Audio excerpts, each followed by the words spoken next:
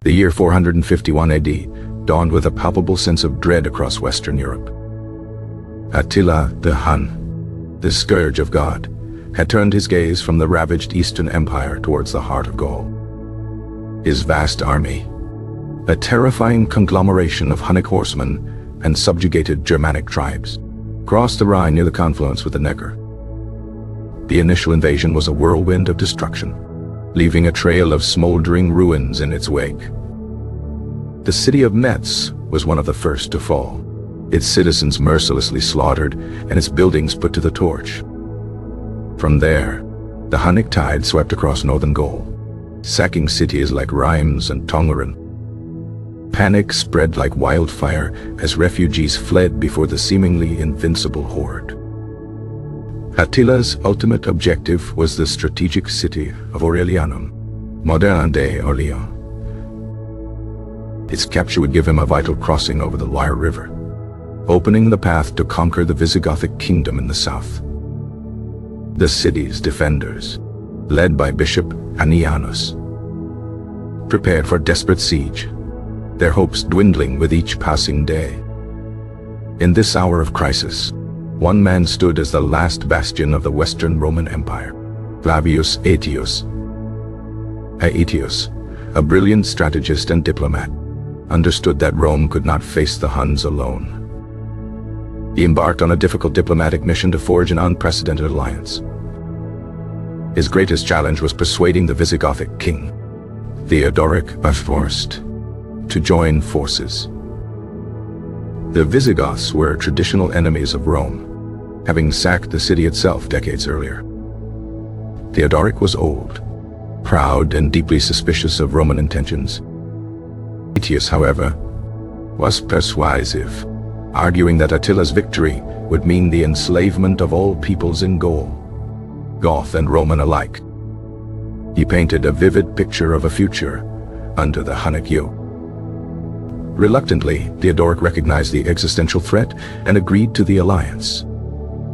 His formidable Visigothic warriors would march alongside the Roman legions. The coalition grew as other Germanic tribes, including the Franks, Burgundians, and Alans, joined the cause. This disparate army, united only by their fear of Attila, began to march north to relieve the siege of Aurelianum. The news of Aetius's approaching army reached Attila just as Aurelianum was on the verge of collapse.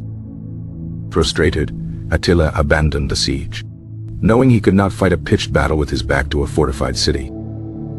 He ordered a strategic withdrawal, seeking open terrain where his cavalry could maneuver freely. Aetius and Theodoric pursued relentlessly.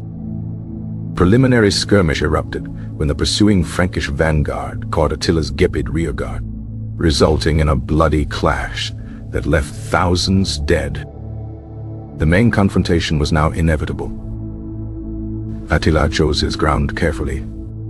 The vast, rolling Catalonian plains, near the modern city of Chalons en Champagne.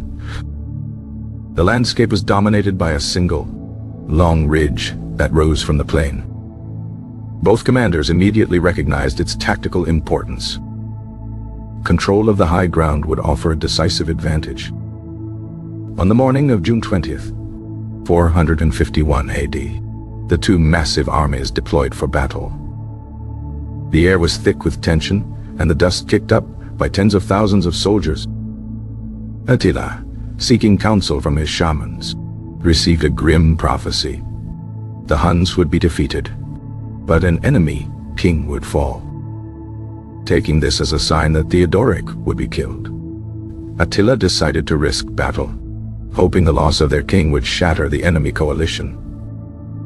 He arranged his forces with his loyal Huns in the center, a position of honor and command. The Ostrogoths, led by the Valamir brothers, were placed on his left wing, directly facing their Visigothic cousins. The Gepids and other vassals formed the right wing. Aetius mirrored this deployment. He placed his own Roman forces on the left wing, facing the Gepids. In the center, He positioned the unreliable Alans, whose loyalty was suspect. To ensure they would not flee, he flanked them with his most powerful allies. On the right wing, commanding the crucial sector opposite the Ostrogoths, were the Visigoths, led by King Theodoric and his son, Thorismund. The battle began not with a full-scale charge, but with a desperate race for the central ridge. Aetius ordered Thorismund to seize the high ground with a contingent of Visigothic cavalry. They spurred their horses up the slope just as a Hunnic force sent by Attila was doing the same. The clash on the ridge was fierce and chaotic. The Visigoths, fighting with grim determination, managed to repel the Huns and secure the strategic position. From this vantage point, they could now threaten the flank of Attila's entire army. Saying this initial setback, Attila rode before his warriors, delivering a fiery speech to galvanize their spirits. He spoke of their past victories and the spoils that awaited them. With a deafening roar, the main Hunnic force surged forward, crashing against the center of Aetius's line. The Alans, as feared, buckled under the immense pressure. The Hunnic horsemen poured through the breach, their arrows raining down upon the wavering line. The center of the coalition was on the verge of collapse. The battle descended into a maelstrom of brutal, close-quarters combat. The dust and din were overwhelming. In the swirling chaos, the elderly King Theodoric rode among his warriors, urging them to stand firm. As he rallied his men, he was unhorsed and fell to the ground. In the confusion, he was trampled to death by his own charging cavalry. His body lay lost amidst the carnage. For a moment, the Visigoths faltered, unaware of their king's fate, but sensing a shift in the battle's momentum. However, the sight of the Huns pressing their advantage enraged them. Thorismund, now in effective command, led a furious countercharge.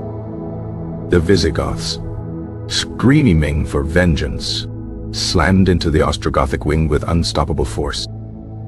The Ostrogoths, caught between the Visigothic charge and the Roman advance on the other flank, began to give way. Simultaneously, Aetius skillfully maneuvered his Roman legions on the left. They held firm against the Gepids and then began to push them back, coordinating their advance with the Visigothic charge.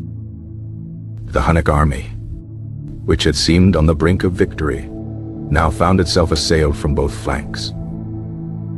Attila, fighting in the center, saw his elite warriors being encircled. The momentum of his attack was lost, replaced by a desperate struggle for survival. As dusk began to fall, their pressure became unbearable. The Huns broke and fled back towards their camp, a massive circle of wagons known as a lager. The coalition forces pursued, inflicting heavy casualties on the retreating Huns. The battle had turned into a rout. Attila, trapped within his wagon fort, was a cornered tiger. The air was filled with the sound of Hunnic women wailing, and the clash of weapons as the Visigoths and Romans assaulted the makeshift fortress. Expecting a final, overwhelming attack and unwilling to suffer the humiliation of capture, Attila ordered a massive funeral pyre to be constructed from wooden saddles. He intended to throw himself into the flames rather than be taken alive. He sat with his bow, firing arrows at the approaching enemy, a defiant king awaiting his end. However, the final assault never came. As darkness enveloped the blood-soaked plains, the fighting subsided. The battlefield was a horrifying landscape of death, with estimates of the slain ranging from 30,000 to over 100,000. The next morning, the coalition leaders surveyed the scene. The Visigoths discovered the body of their king, Theodoric, and their grief turned to rage. They clamored for an immediate attack on the Hunnic camp to avenge their fallen leader. Thorismund, now hailed as king, was eager to lead the charge. However, Aetius had other plans. He was a master of Roman realpolitik and saw the bigger picture. He feared that the complete annihilation of the Huns would leave the Visigoths too powerful, creating a new threat to Roman authority in Gaul. Aetius believed in maintaining a balance of power. He therefore devised a cunning plan to disperse his own victorious army. He went to Thorismund and warned him that his brothers back in the Visigothic capital of Toulouse might try to usurp the throne in his absence. Advised Thorismund to return home immediately to secure his crown. Thorismund, young and inexperienced in the ways of Roman diplomacy, took the advice and led his Visigoths away from the battlefield. Aetius then dismissed his other allies, leaving the Huns unmolested in their camp. Attila, suspicious of the sudden silence, remained in his lager for several days. He feared a trap. Finally, convinced that his enemies had withdrawn, he led his battered and demoralized army on a long retreat back across the Rhine. He had been defeated for the first time in a major battle.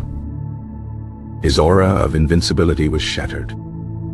While he would invade Italy the following year, his power was clearly on the wane. The Battle of the Catalonian Plains was a strategic victory for the Roman Gothic coalition. It was a bloody, brutal, and desperate affair, one of the last great battles of the Western Roman Empire. It marked a turning point, halting the westward expansion of the Huns and ensuring that the future of Europe would be shaped by Roman and Germanic cultures, not by the lords of the steppe. The sacrifice of Theodoric and the thousands who fell on that day had preserved the legacy of a civilization. The plains fell silent once more, bearing witness to one of history's most pivotal encounters. The clash of empires was over, its echoes destined to resonate for centuries. The sun set on a field of corpses, a grim testament to the cost of freedom. The fragile alliance had held, and for a brief moment, the decline of Rome had been arrested. Aetius had won his greatest victory, but the world he fought to save was already slipping into the darkness of a new age. The battle was a testament to the power of unity in the face of a common foe. Diverse peoples of Gaul had stood together against the storm. The Hunnic threat was not eliminated, but it was contained. Attila's dream of a Western empire died on the Catalonian plains. The legend of the Scourge of God would forever be tied to this singular, monumental defeat. The fields of Gaul had drunk their fill of blood. The survivors were left to bury their dead and rebuild their shattered world. The battle's legacy was complex, a victory for Rome that also empowered its Germanic successors. It was the beginning of the end for the Huns. And it was the final, glorious sunset of Roman military might in Gaul.